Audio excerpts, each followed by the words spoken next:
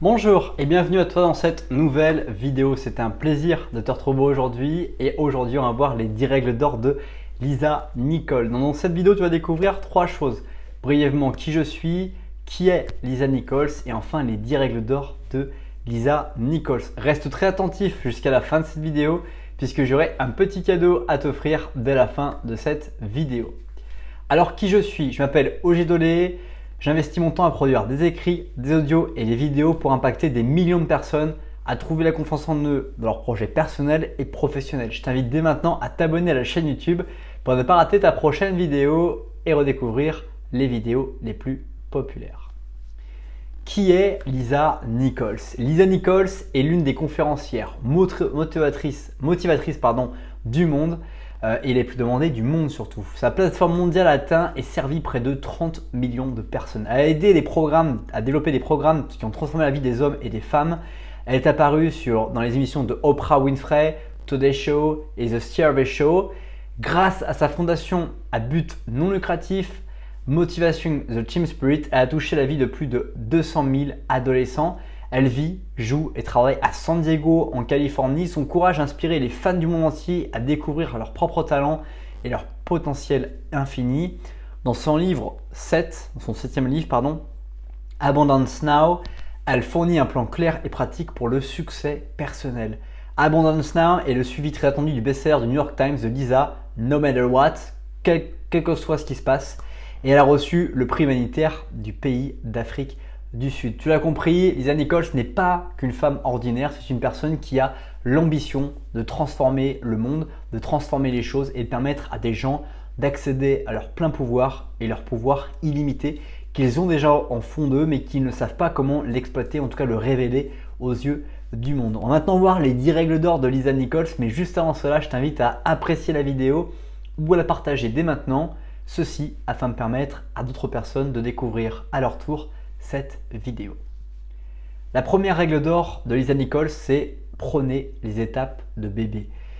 C'est quelque chose qui est très simple à comprendre, mais pas forcément très souvent mis en pratique dans notre vie. Les enfants, quand on est en bas âge par exemple, on va devoir répéter et on va prendre des étapes très simples pour progresser. Et la vie est absolument pareille d'adultes ou de personnes âgées, toujours répéter des gammes qui vont nous permettre de progresser. Prendre les échelles de les marches une après l'autre. Quelles sont les étapes qui sont logiques et de suivre ces étapes de bébé, par exemple pour apprendre à parler, pour apprendre de nouvelles compétences. Lorsque nous étions enfants, nous avons toujours suivi des protocoles pour pouvoir apprendre de nouvelles connaissances. Comment pouvons-nous apprendre de nouvelles compétences? Eh bien exactement de la même façon, donc apprenez à suivre les étapes de bébé. Deuxième règle d'or, c'est changer votre relation avec la peur. La peur est quelque chose qui est un très bon indicateur pour nous montrer qu'on est dans le match, qu'on est en train de se préparer à réaliser quelque chose de grandiose. Si on n'a pas peur avant un match, ça veut dire que le match, on a trop un haut niveau et qu'on n'est pas dans le bon niveau dans lequel on devrait jouer et qu'on devrait jouer dans un niveau supérieur et qu'on est vraiment dans un niveau qui n'est pas le nôtre, pas adapté. Il faut avoir peur pour que justement on se mette à aller à notre plus haut niveau et qu'on progresse et qu'on se développe. Si tu n'as pas peur aujourd'hui dans les milieux et les environnements dans lesquels tu es, c'est que tu es certainement dans un bassin qui est trop petit pour toi, donc il est temps d'aller rejoindre un bassin plus adapté à la taille que tu as développée par ta progression. Troisième règle d'or, c'est acceptez-vous tel que vous êtes. Beaucoup de personnes vont être victimes d'un complexe qui consiste à se trouver comme ça, se trouver comme ci, et finalement de développer une attitude mentale négative vis-à-vis d'eux-mêmes par rapport à leurs compétences et à ce qu'ils savent absolument bien faire. Et ils vont se paralyser, créer des interfaces qui vont faire que leurs performances vont vraiment chuter à cause de ces réflexions de ne pas s'accepter soi-même. Tu es tel que tu es, il y a des choses que tu peux changer et des choses que tu ne peux pas changer. Concentre-toi sur les choses que tu peux changer et accepte les choses sur lesquelles tu ne peux absolument rien pour toi. Quatrième règle d'or, c'est être dans un état de dissonance cognitive. C'est aussi quelque chose qui est vraiment important de réussir à cognitivement travailler sur ce positif, de se mettre dans une psychologie qui va être constructive constamment, quel que soit le niveau de problème que je vais avoir, quelle que soit la qualité ou la difficulté des situations que je vais rencontrer, de mettre mon état d'esprit dans un mode positif pour vraiment réussir à résoudre les choses et en tirer une bienveillance, en tirer en fait du plaisir, en tirer du bonheur. Parce que si je perçois une situation toujours négativement, que je ne vois pas les perspectives de réussite, pas les perspectives pour s'en sortir positivement, et bien moins je vais réussir à pouvoir le faire. Cinquième règle d'or, c'est pratiquer la gratitude. En quoi es-tu reconnaissant dans les choses que tu as faites aujourd'hui, dans les choses que tu as fait hier? Qu'est-ce que tu es profondément reconnaissant sur les gens qui ont pu être autour de toi? Pour qui tu as la gratitude aujourd'hui des choses que tu as réalisées dans ta vie? Toutes ces questions et les réponses qui vont venir directement de ton inconscient vont te permettre d'éprouver du plaisir, d'avoir contribué, d'avoir obtenu et de sentir aussi que tu es vraiment vivant et que tu as du plaisir à vivre. Sixième règle d'or, c'est reconnaître le coût de vos actions. Il y a des actions qui vont te coûter beaucoup d'énergie et qui ne vont absolument rien apporter. C'est pour ça qu'on travaille dans les coachings à viser les 20% d'efforts qui vont te permettre d'atteindre 80% de résultats. Quels sont ces 20% d'actions qui vont te donner 80% de ton résultat, et mets-toi à pratiquer ces 20% d'actions pour avoir 99% de résultats. En optimisant ces 1%, tu peux justement perdre toutes les pertes en ligne que tu fais sur des actions que tu vas mener qui ne vont absolument servir absolument à rien. Septième règle d'or, c'est avoir de la patience, mais agissez maintenant.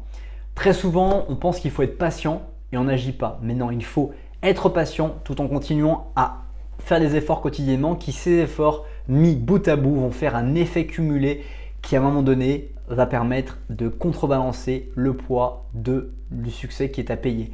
Si je veux, par exemple, si on prend l'idée d'une balance, vous avez un poids, le succès, et pour le faire basculer de votre côté, il vous faut investir un peu de poids, un peu de poids, un peu de poids, un peu de poids, investir du temps jusqu'à un moment donné, le succès soit gagné facilement par justement les efforts cumulés que vous avez réalisés. Donc soyez patient, mais agissez quotidiennement, faites cet effort quotidien qui va au fil des années, à l'image d'une chaîne YouTube sur laquelle vous allez faire une vidéo par semaine, une vidéo par semaine, une vidéo par semaine. Au bout d'un moment, vous aurez enregistré 6 ans, 10 ans de vidéos en très peu de temps et vous n'aurez rien vu passer et vous aurez pu impacter des milliers de personnes. Huitième règle d'or, c'est améliorer votre enrichissement. Qu'est-ce qui m'enrichit dans la vie? De quoi est-ce que je suis en train d'être constitué? De quoi je suis constitué aujourd'hui?